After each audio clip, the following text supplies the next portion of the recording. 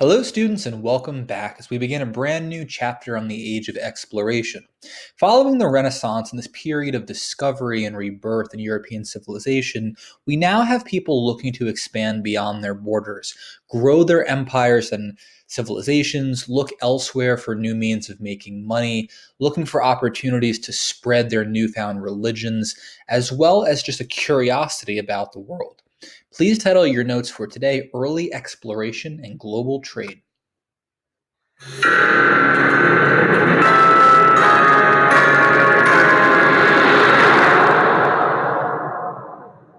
You will see very quickly in today's lesson that a lot of this is actually going to overlap with your content in United States History 1 next year, particularly the interactions between Christopher Columbus and the indigenous tribes in the New World.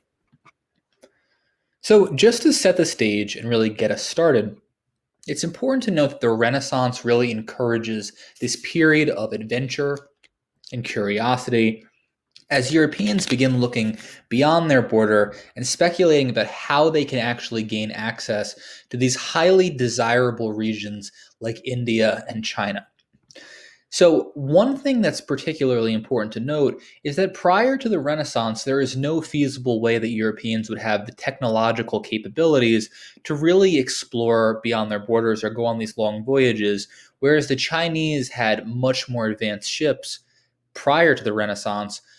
Following this period of technological innovation, Europeans will gain these new ships, like the one that you're seeing on the right, allowing them really to travel much further. So, a very famous saying from the time, for God, gold, and glory, refers to the three G's, or the motivation for why Europeans really had interest in exploring. Prior to the Renaissance, there really was no desire to explore beyond the European borders. People were really confined to their lives on manors, lives of simplicity, simply living on farms, and really not doing very much on a daily basis. But now, with these new ideas of humanism and individualism and adventure and curiosity, we have people expanding specifically to spread Christianity. Following the Reformation, we have all these new denominations.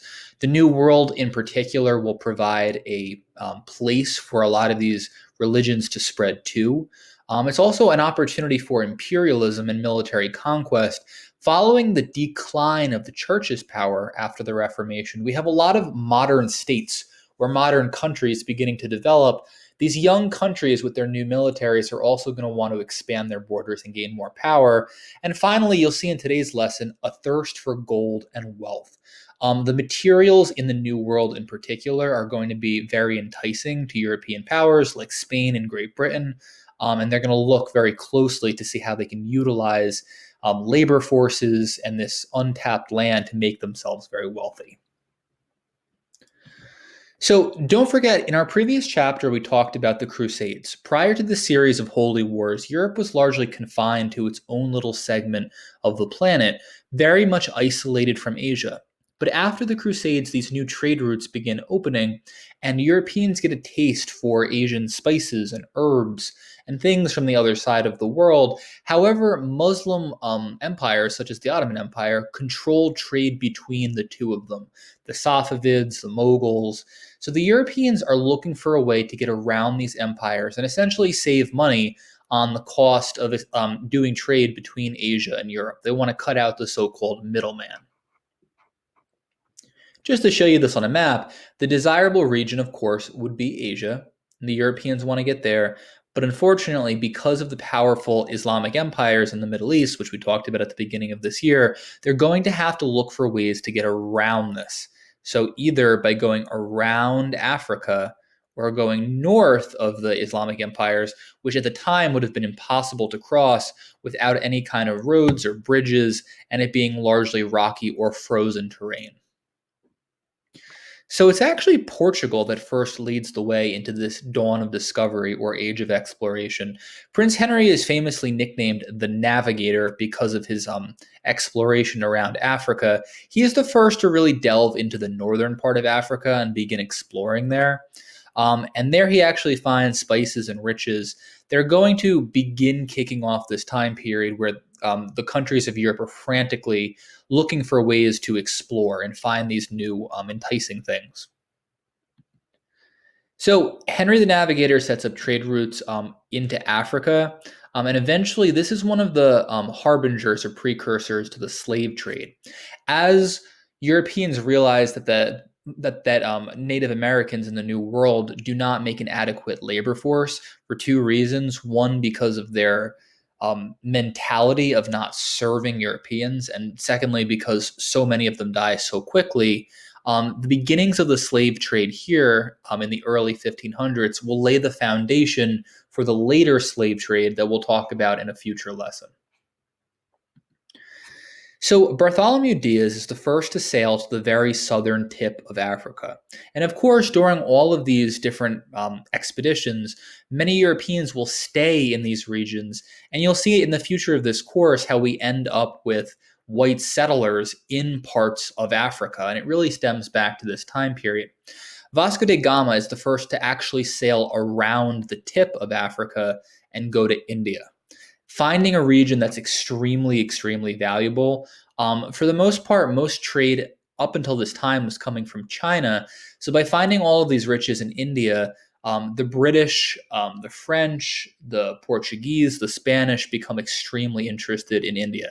It's important to keep in mind that trying to get around the middlemen of the Islamic empires significantly decreases the power of the Ottoman Empire, and ultimately is one of the reasons for their downfall.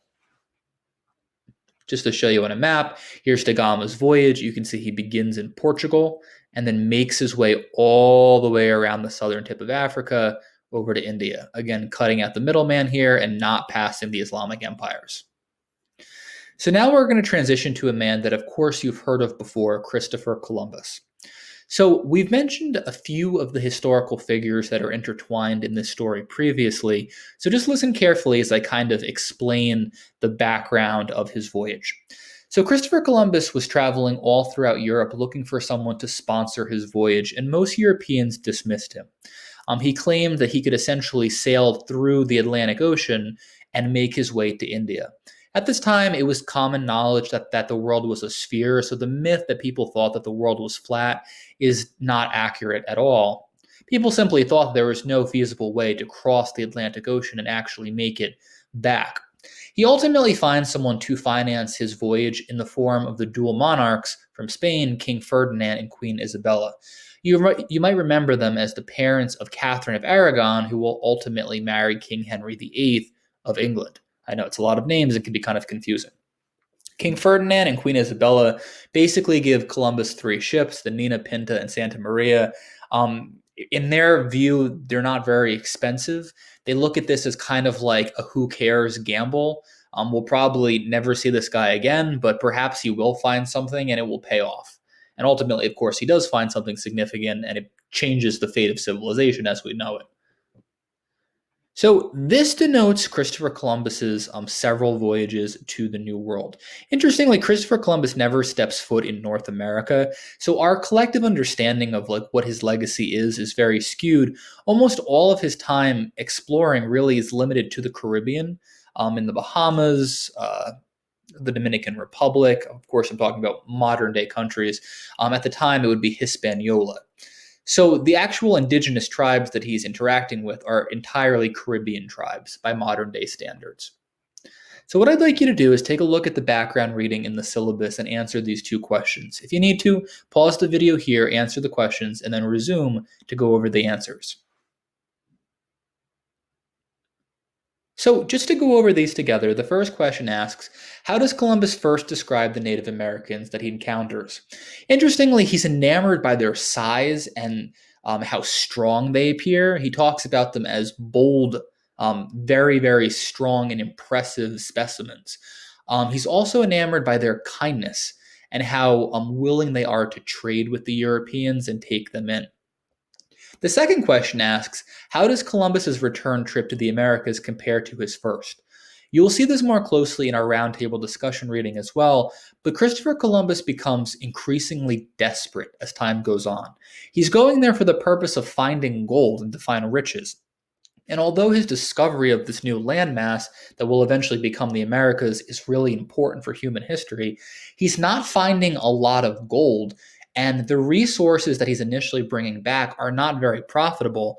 So he becomes more and more desperate with each of his trips. And as his desperation grows, so too does his brutality toward the Native American tribes, ultimately enslaving them and forcing them to do terrible things, all in pursuit of gold and riches. So when Columbus first arrives in Central America, he actually believes that he's in India. He thinks he's in the East Indies, when in reality he's actually in the Bahamas. And he calls the inhabitants Los Indios. We would translate that to Indians, a term that will be used for much of American history to describe indigenous tribes.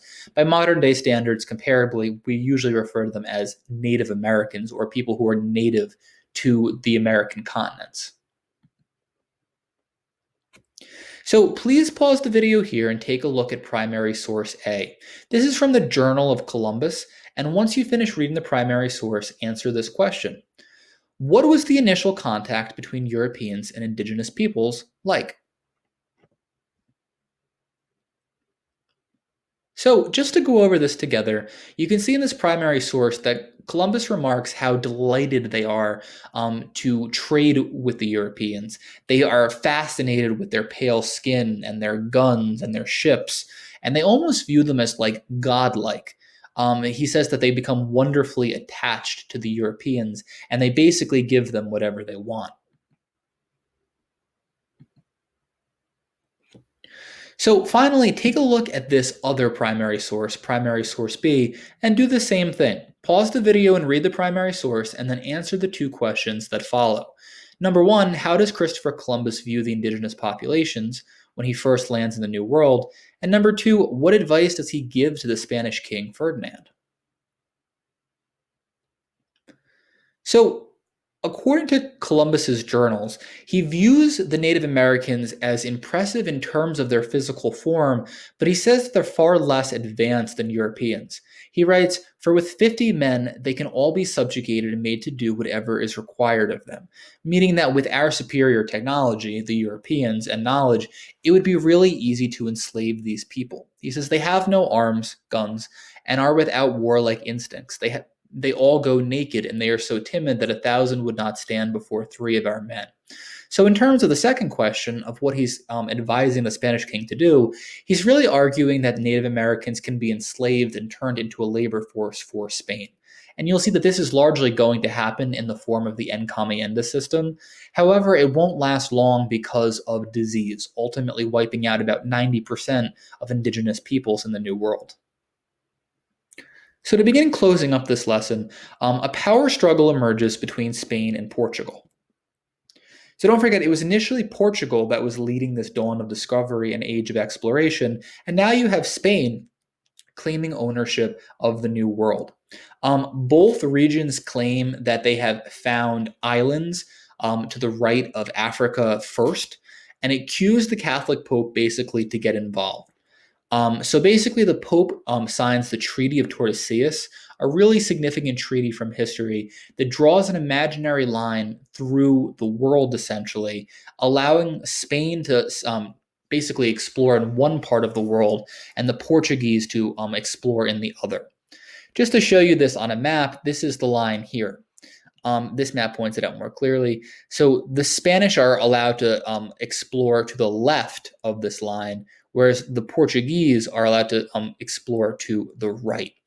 So it's actually the Spanish that profit the most because this has already been explored and there's already competition in this region, whereas all of this land is really up for grabs for the Spanish. Spanish exploration in this region is the reason why we have so many Spanish-speaking countries in modern day through Mexico, Central America, and much of South America. But this is largely going to shape what the age of exploration looks like going forward. So, as the Spanish and the Portuguese are making a lot of money, the British and the French are also looking to expand their empires and begin trading as well. They start looking very closely at India. They turn toward China and Japan, which we talked about earlier in the year, and the empires in these regions become alarmed. The Ming Chinese and the Tokugawa shogunate of Japan turn toward isolationism because of their fear of European encroachment. One, because they viewed their civilizations as barbaric or inferior to theirs, but also number two, a general fear of them being invaded. So isolationism comes to define Asian civilization for several decades, all the way into the age of imperialism. So, finally, to wrap things up for today, two additional explorers that are notable. One of them is Amerigo Vespucci. He's the first person to sail around the tip of South America, and it's actually his name that's used by a German mapmaker to name the two continents, North America and South America. And additionally, there's Ferdinand Magellan, the first man to circumnavigate the globe or go completely around it. The voyage took 3 years, and he actually did not make the full voyage himself, dying in the Philippines before actually making it back to Europe. But his crew makes it back, and therefore he's credited as the first person to actually travel completely around the planet. In our future lessons, we're going to delve more specifically into European contact in the New World and how that alters the fate of civilizations globally as new goods and animals begin crossing from one side of the world to the other. And ultimately, it breeds massive competition between empires to take ownership of these new lands.